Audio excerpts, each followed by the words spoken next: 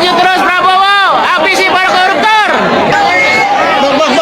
Terima kasih Polda Metro Jaya. Dokter Tifa juga kooperatif, tetapi tentu ada kelemahan teknis yang Allahu Akbar. Hidup rakyat. Hukum ijazah palsu. Allahu Akbar.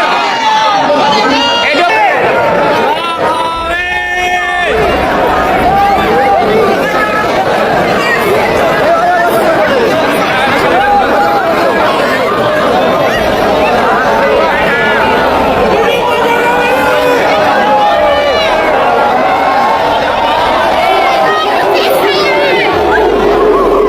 Pak, nanti kehadiran Bapak di sidang akan seperti apa, dan beliau tegaskan bahwa nanti saya akan hadir di persidangan dan menunjukkan ijazahnya. Jadi itu hal-hal yang mungkin kalau selama ini masih dipertanyakan oleh berbagai pihak mengenai Pak Jokowi nggak akan hadir, ijazahnya tidak akan tunjukkan.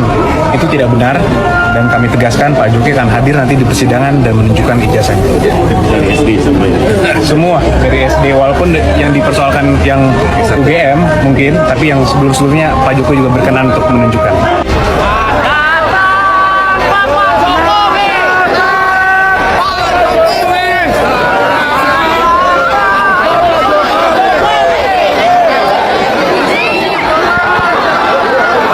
Berkas yang tadi boleh di... Oh boleh mana. Boleh. Oh buat teman-teman tadi wartawan belum lihat ya, belum lihat bukti. Tolong dipamerkan sekali. Oke. Ya. Bukti dari tergugat satu Jokowi. Oke. Mana tadi? Zaki.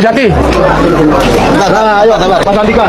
Juga ijazahnya tunjukin dong, ijazahnya ini prinsipal kita. Oke, ini adalah daftar alat bukti ya. Ya. Satu lembar ijazah sarjana, satu lembar STTB SMA. Nah ini bacanya Bacanya ini, keterangannya ini Mas Bro. Oh, ya. Salinan dari cetakan PDF, hasil scan dokumen. Mungkin Dian Sandi, mungkin ya. Mungkin dari Dian Sandi. Lalu ada apa lagi? Artinya memang tidak pernah ada ijazah yang dihadirkan di persidangan, ya. Kemudian yang kedua, UGM selaku tergugat 2, tergugat 3 yang notabene adalah tempat di mana Bapak Joko Widodo berkuliah dan sudah berulang-ulang dinyatakan oleh Bu Rektor, oleh Wakil Rektor, ya, bahwa beliau alumni UGM, itu pun hanya menunjukkan kopi dari persidangan.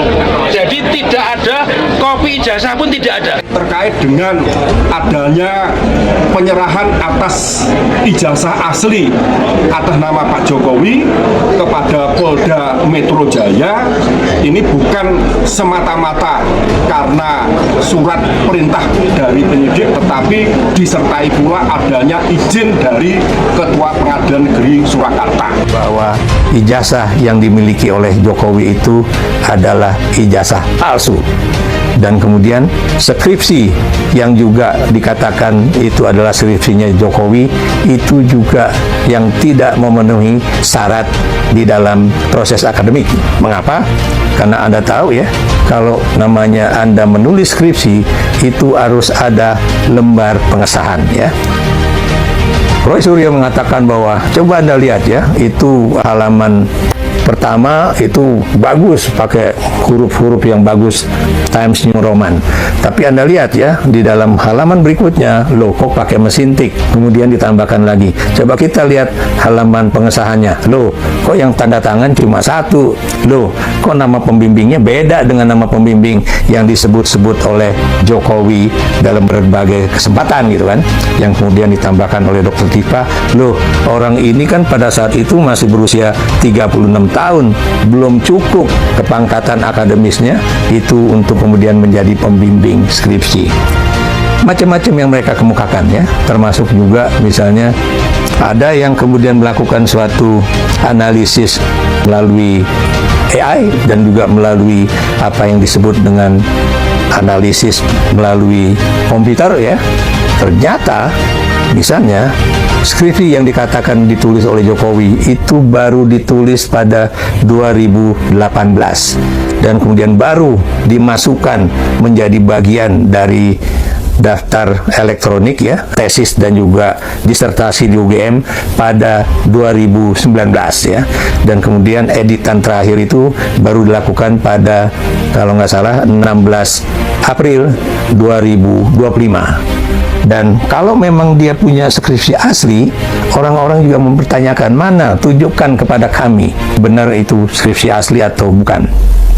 Dan sedihnya, lagi-lagi sedihnya di Republik ini, itu baik petinggi-petinggi negeri ya, seperti Presiden Prabowo Subianto ataupun Luhut Binsar Panjaitan, itu mempertanyakan siapa sih mereka, kemudian ribut-ribut mengenai ijazah Jokowi asli atau tidak asli. Bagaimana orang dia udah menjadi Presiden Republik Indonesia 10 tahun gitu kan, dan kemudian dia juga udah pernah menjadi gubernur di DKI Jakarta, pernah menjadi wali kota Solo, dan sebagainya, termasuk juga ada teman juga dari PDIP ya, kemudian mengatakan ya buktikan aja, mereka yang kemudian ingin buktikan itu ijazah Jokowi itu asli atau tidak asli, ya mereka yang buktikan. Pertanyaan saya, mereka sudah membuktikan bahwa ijazah tersebut, skripsi tersebut itu tidak asli atau palsu ya. Dan kemudian kalau kemudian petinggi negeri ataupun dari Universitas Gadjah Mada tidak mau membuka diri ya, ini buat saya ini benar-benar mencoreng wajah kita ya. Bagaimana seorang pemimpin kemudian terus-menerus menutup diri untuk memperlihatkan mana ijazah aslinya ya. Kenapa? Sebab kalau dia benar-benar punya ijazah asli dan berbeda dengan ijazah yang selama ini dipertunjukkan, baik itu oleh anggota Partai Solidaritas Indonesia ataupun oleh Jokowi kepada awak media, ini loh, lihat nih, ini ijazahnya, padahal ijazah itu yang kemudian sudah dianalisis oleh Roy Suryo, oleh Dr. Tifa, bahwa itu bukan ijazah asli, karena dari sisi fotonya juga bukan fotonya Jokowi, dari sisi lambang UGM juga tidak kena ke foto Jokowi ya, jadi dianggap foto Jokowi itu cuma foto tempelan ya. Dan kemudian ada juga yang kemudian pembela hukum beliau ya, pembela hukum Jokowi, mengatakan bahwa mereka yang tetap menuntut agar Jokowi menunjukkan ijazah aslinya tidak memiliki, katanya, legal standing untuk mempersoalkan itu. Padahal buat saya, yang namanya Jokowi diharapkan menunjukkan ijazah aslinya ini bukan ada kaitannya dengan persoalan kasus hukum atau bukan kasus hukum. Ini adalah persoalan kejujuran akademis, etika akademis, moral akademis dari seorang pemimpin bangsa ya. Kalau kemudian seorang pemimpin bangsa atau pernah menjadi pemimpin bangsa ternyata melakukan suatu pemalsuan ijazah, buat saya ini memang ada efek hukumnya, tapi yang lebih penting dari itu adalah dia tidak jujur karena dia menggunakan ijazah palsu, atau juga proses menjadi sarjananya itu juga tidak berjalan dengan apik. Kenapa? Karena pertanyaan-pertanyaan dari Dr. Rismond misalnya ya, kapan misalnya dia ikut kuliah kerja nyata, di mana, di daerah mana ya, dan kemudian ada beberapa poin juga yang adalah bagian dari proses akademik baik di UGM atau di universitas yang lain ya, itu juga ternyata tidak dijalani oleh Joko Widodo atau tidak bisa ditujukan oleh UGM kepada masyarakat ya.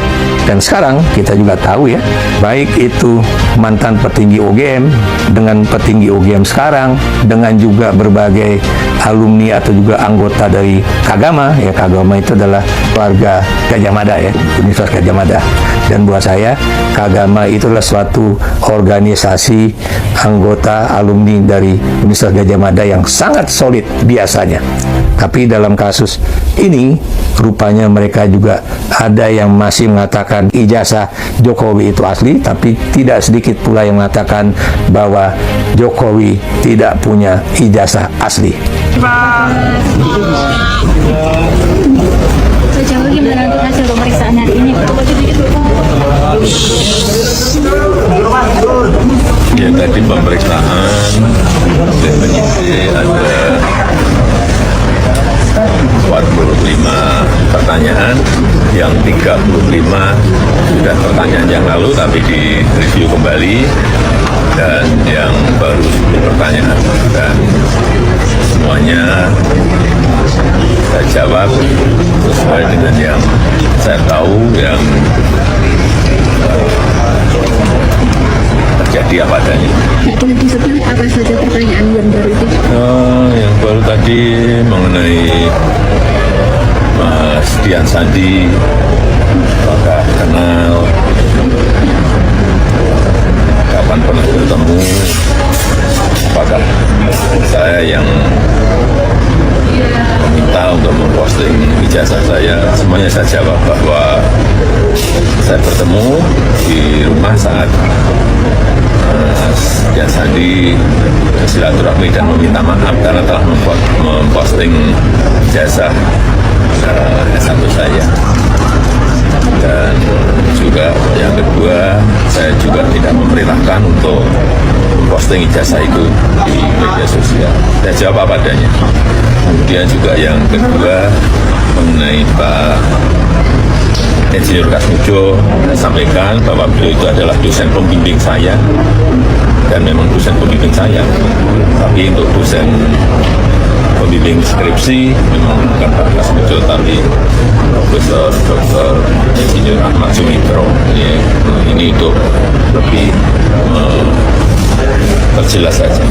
Harapannya setelah pemeriksaan ini seperti apa?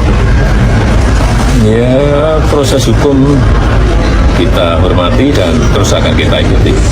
Pak, tadi kan kuasa hukum bilang bersedia untuk penyitaan ijazah kalau diminta oleh penyidik. Tadi gimana Pak? Ya, juga sudah dilakukan tadi penyitaan ijazah asli S1 dan SMA oleh penyidik. Dua jenis ijazah aja Pak yang masih? Iya. Tadi juga bersama-sama ya dengan saksi-saksi yang lain yang juga diperiksa. Ada berapa? 11. Bapak ini kan plus saya berarti 11. Bapak izin Pak, ini kan naik ke penyidikan, gimana Pak perkembangan hukumnya? Ya, kita ikuti seluruh proses hukum, kita hormati seluruh proses hukum yang ada, dan sampai nanti di pengadilan kita lihat ya. Sudah sesuai dengan aduannya dengan Pak? Silahkan yang berikutnya ditanyakan ke kuasa hukum. Dan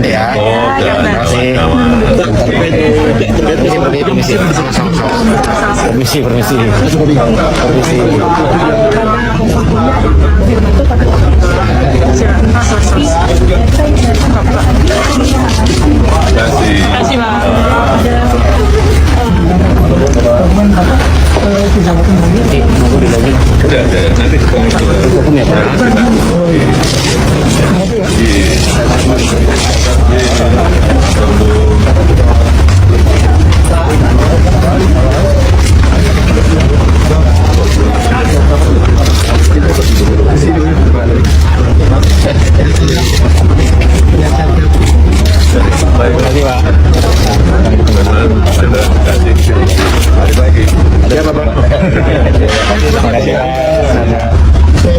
Ya, halo teman, kembali lagi bersama saya di channel ini. Kita sudah menyaksikan cuplikan video yang sangat menarik. Dan tentu teman-teman, sebelum kita pada lebih dalam isu panas hari ini, jangan lupa untuk berikan komentar kalian dan subscribe channel ini agar teman-teman tidak ketinggalan informasi menarik yang kita sampaikan. Teman-teman, di cuplikan video kali ini kita melihat sebuah peristiwa besar yang akan mencatat dalam sejarah perjuangan rakyat Indonesia. Sebuah gelombang besar kesadaran rakyat Indonesia, yaitu adanya kemarahan dan kesadaran sekaligus harapan, yang ini kini tengah menyapu seluruh penjuru negeri. Ya, dimana teman-teman di puluhan kota-kota besar maupun kecil, mulai dari Jakarta, Solo, Surabaya, Bandung, Medan, Makassar, hingga ke pelosok desa, ribuan bahkan jutaan rakyat ikut ke jalan serta serentak. Ya, mereka datang dari berbagai latar belakang: buruh, petani, pedagang, mahasiswa, guru, purnawirawan TNI, hingga ibu rumah tangga. Ya, semua melembur bersatu dalam suatu suara, yaitu tuntutan yang sama demi mengembalikan ketegasan hukum dan meminta keadilan. Ya teman-teman semua, di depan kediaman mantan Presiden Joko Widodo di Solo serta di berbagai kantor pemerintahan, suasana terasa begitu membara. Rakyat membawa spanduk raksasa dan bendera merah putih untuk menyampaikan isi hati mereka yang sudah tak tertahan selama bertahun-tahun. Ya, di dalam aksi lintas aliansi ini teman-teman, setidaknya ada 6 tuntutan rakyat yang disuarakan demi mengadili koruptor atau mereka yang singkat sebagai Gladian Jokowi. Ya, mengapa tuntutan ini ditujukan langsung padahal beliau sudah tidak lagi menjabat sebagai presiden. Ya, rakyat menilai teman-teman bahwa selama berkuasa, Jokowi diyakini telah bekerja dengan oligarki hitam dan melahirkan kebijakan serta undang-undang secara otoriter dan anti demokrasi. Ya, rakyat menuntut agar pemerintahan, KPK, Kejaksaan Agung, dan Kapolri segera menangkap serta mengadili mantan Presiden Jokowi beserta menteri-menterinya yang terindikasi korupsi. Ya teman-teman, selain itu rakyat juga menuntut Presiden Prabowo untuk segera mereset atau meremedialkan kabinet merah putih di menteri-menteri yang terindikasi KKN atau dianggap sebagai dari geng Solo. Ya teman-teman, bukan hanya masalah korupsi dan kebijakan ekonomi, kemarahan rakyat ini juga dipicu oleh kekecewaan yang mendalam terhadap gurita dinasti politik. Rakyat menyuarakan, dulu kami percaya padamu Pak Jokowi, kami dukung 2 periode karena kami kira Anda akan membangun Indonesia, tapi kenyataan tujuannya cuma satu, mengubah negara ini menjadi milik keluarga dan mewariskannya kepada anak. Ya teman-teman semua, rakyat tidak lupa bagaimana Gibran dibawa ke panggung politik nasional, mulai dari saat belum memiliki pengalaman besar lalu didorong menjadi wali kota Surakarta menggunakan seluruh pengaruh kekuasaan, hingga puncaknya adalah mengubah aturan batas usia minimal cawapres di Mahkamah Konstitusi secara mendadak demi meluluskan jalannya. Sekarang, ketika demokrasi dianggap hancur, rakyat menuntut Jokowi bertanggung jawab penuh untuk menghentikan dinasti politik karena Indonesia bukan milik satu keluarga. Nah teman-teman semua, tuntutan ini kini bukan lagi dari salah satu kelompok atau suatu daerah saja. Ini melainkan permainan oleh ambisi kekuasaan segelintir orang.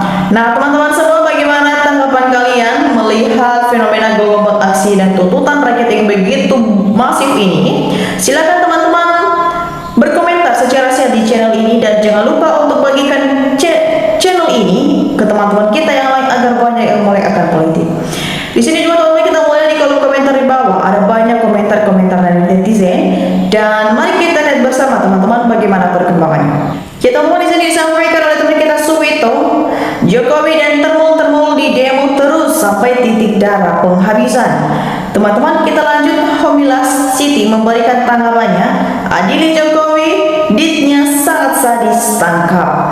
Teman-teman, disampaikan oleh teman kita Hansir, di sini dapat pendapat Prabowo, DPR, MPR takluk di ketiak Jokowi, tinggal ulama, rakyat dan mahasiswa yang menjadi harapan Indonesia.